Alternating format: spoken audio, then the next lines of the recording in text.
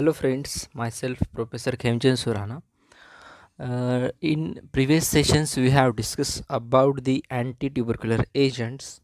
In that we have seen that the introductory part of the anti-tubercular agents, then sign and symptoms, then classification of the anti-tubercular agent, causative agents, then the details of isoniazid, in that the synthesis, mode of action, metabolism, structural activity, relationship of isoniazid, side effects, and ethambutol.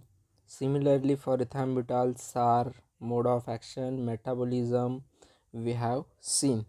Now, today's session we will discuss about the details of more drugs of antitubercular or tuberculosis. So, the next drug is the pyrazinamides. Again, the pyrazinamide is a similar drug as like isoniazid. Structure is given into the uh, slide. The pyrazinamide is the derivative of pyrazine. You can see the 1,4 nitrogen is there and CONH2 is there. So it is again similar drug like to the isoniazid. It is a weakly tuberculocidal activity, more active in the acidic medium. So this drug is what the more active in acidic medium. It is more lethal to intracellular locate bacilli and to those at site, showing an inflammatory responses. pH is acidic at both these locations. So it is showing what the lethal activity to intracellularly.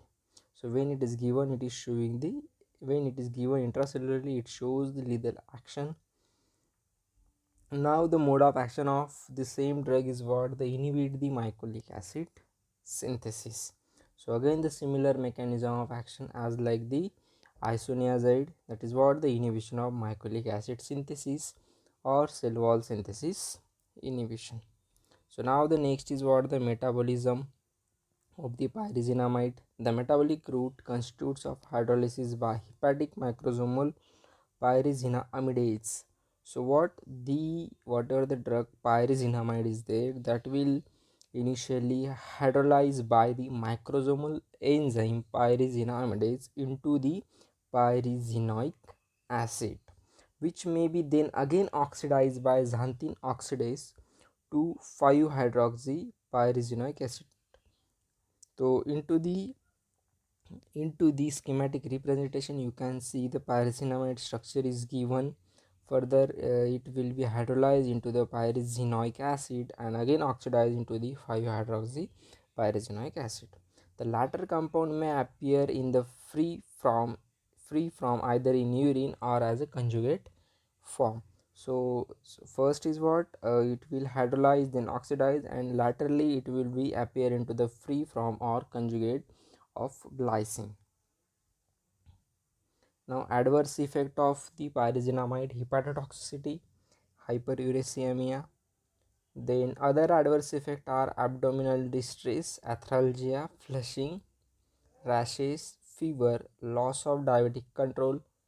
Repeated blood glucose monitoring is warranted in diabetes. So these are what the all adverse effect of pyrazinamide. So next drug is the rifampin, or we can call rifampicin. So this is what the antibiotic useful in the tuberculosis. So it's showing the bactericidal action to the Mycobacterium tuberculosis. It is an act as a based on the slowly or intermittently dividing ones. Both extra as well as intracellular organism are affected. So this drug is useful for both extra as well as intracellular organism were affected. It kills organisms that are poorly accessible to many other drugs. So this is more useful drug because it will be kill the organism that are poorly accessible by other drugs, such as intracellular organism and those sequesters in abscess and lung cavities. So rifampicin binds to bacterial DNA dependent RNA polymerase, thereby inhibit RNA synthesis. So what is the mechanism of this drug is what it will bind to the bacterial DNA dependent RNA polymerase enzyme and inhibit the RNA synthesis. So this is what the structure of rifampicin. You need to draw this and practice it. So basic structure is given over here. Naphthalene basic moiety is there, then again the broad structure is there. You have to remember the mode of action of this drug is it is an antibiotic obtained from Streptomyces mediterraneae. So this antibiotic will obtain from this species called as the Streptomyces mediterraneae. Rifampicin inhibits DNA dependent RNA polymerase of Mycobacteria. So as already we have discussed about, this antibiotic will binds to the DNA dependent RNA polymerase of Mycobacteria by forming a stable complex of drug and enzyme. So this will binds to the DNA dependent RNA polymerase and form the stable complex between drug and enzyme, which leads to the suppression of initiation of chain formation in RNA synthesis and act as a bactericidal action. So when this stable complex will form, there will be what the suppression of initiation process of RNA synthesis. If this process will suppresses, so the drug will act as a bactericidal in action. So this is what the mechanism of action of rifampicin. So further, the metabolism of this drug is what the metabolism of rifampicin and rifampicin is deacetylation, which occurs at C25 location. We have seen the structure at C25 position. There is what acetyl group is there. We can see the structure. This is what the structure. Here is what the acetyl group is given. At this position there is what deacetylation will occur. The resulting product obtained deacetyl rifampicin.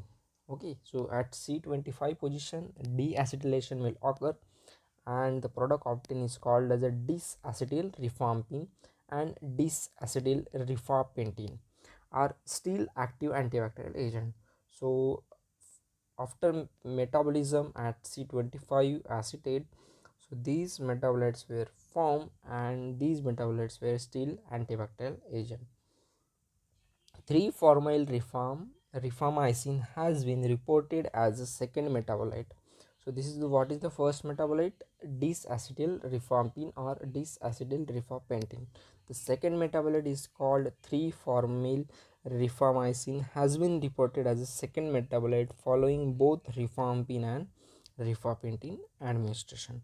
So both after administration of both drugs, this metabolite has been formed. So this is what the regarding rifampicin or rifampicin.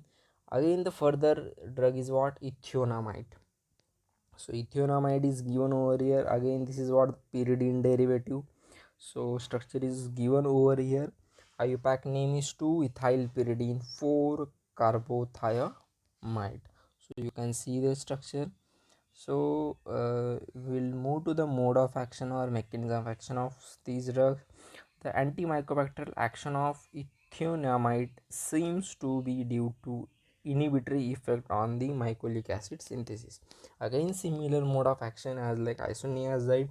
The drug is what inhibit the synthesis of mycolic acid. The metabolism less than 1% of drug is excited in the free form and the remainder of drug appears as 6 metabolites. So into the 100% of metabolite product, the 1% will excited into the free form and the other 6 metabolites were formed. Among these metabolites, ethionamide sulfoxide, 2-ethyl isonicotinamide and the N-methylated 6-oxo-dihydropyridine are few.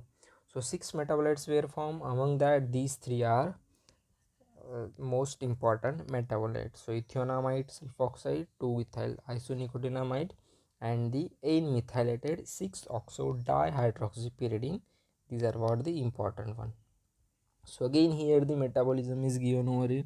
In center there is what ethionamide structure. So major metabolite we can call ethionamide sulfoxide in above. Then 2-ethyl isonicotinamide is there. Then further these three metabolite were is given over here. So this is what the metabolism of ethionamide. Then the again further we'll move to the para amino salicylic acid. So simple structure is given over here. You can see the structure: benzene ring, COOH, OH and NH2. IUPAC name is 4-amino 2-hydroxybenzoic acid. So mode of action again given over here. The mode of action is similar to our sulfonamides. So we have seen already sulfonamides. The mode of action is what? Say inhibition of folate or reductase enzyme. So aminosalicylic is an inhibitor of antibacterial folate metabolism in the manner similar to sulfonamide. So whatever the mode of action of sulfonamide is what? Mode of action of para-aminosalicylic acid means what? Inhibition of bacterial folate. This is what. So the side effects of these para-aminosalicylic acid are given over here. Hematological side effect in bracket megaloblastic anemia, then hypothyroidism, hepatitis, hypokalemia, and hypersensitivity. So these are what the few side effects of para-aminosalicylic acid. So further in your syllabus there is what the synthesis of para-aminosalicylic acid is given. So here in this slide there are two routes of synthesis of para-aminosalicylic acid is given. So we'll see the route first, the synthesis of para-aminosalicylic acid from anthralinic acid. So already we know the anthralinic acid, benzene ring, COOH, NH2. So the nitration of this anthralinic acid will be possible. Then the nitration will occur at the para position to COOH. There is what? NO2. Further this intermediate will treated with NaNO2 and HCl, H2O, and boiling is there. So the whatever NH2 will be there, that will be replaced by OH. Further the reduction will be there in the presence of teen and hydrochloric acid. So whatever NO2 will be there, that will be reduces to NH2. You will get para-aminosalicylic acid. Further the second route is from metanitrophenol. So 3-nitrophenol is there. At controlled pressure, ammonium carbonate in CO2 will get the acidification to the nitro group. Further the reduction of NO2 will be gives the para-aminosalicylic acid. So this is what the synthesis of para-aminosalicylic acid is there. Then next drug is rifabutin. It is what the semi-synthetic rifamycin, again structurally similar to rifampicin. So semi-synthetic derivative of rifamycin is there and similar structure of rifampicin. So it is used against the Mycobacterium avium. So we have seen the different causative agents of Mycobacterium tuberculosis. So it is used against the Mycobacterium avium, the one of the most common causes of disseminated infections with patients suffering with HIV. So again disseminated infection and useful into what the HIV. In vitro activity is attributed to rifabutin's lipophilic nature and its ability to penetrate the cell wall of organism more effectively than the agents. So in vitro activity is more attributed because of the lipophilic nature of this rifabutin, and these rifabutin having ability to penetrate into the cell wall of organism. So it will penetrate into the cell wall of organism and effectively shows the in vitro activity. So this is what the structure of rifabutin, structurally similar to rifamycin. Then the next one is streptomycin. This is what again aminoglycoside antibiotic. It is showing what the tuberculocidal activity, you can say, the act only on extracellular bacilli because of poor penetration into the cell. So this is having what? Showing only extracellular bacilli activity because these drugs are having poor penetration cell activity. So it penetrates tubercular activity but does not cross into the CSF. So these drugs were penetrate into the tubercular cavity but does not cross to CSF and has a poor action in acidic medium. So you can say it is what the poor acidic medium activity. So this is what the structure of streptomycin. So aminoglycoside, if we have seen, so glycosidic linkage is given over here, so you have to again draw the structure and remember. So now we'll turn to the what is the take home message from this chapter. So hope all of you get the all points of antitubercular agents. Now we will discuss the what is the take home message of this chapter. So all first line drugs are bactericidal except ethambutol.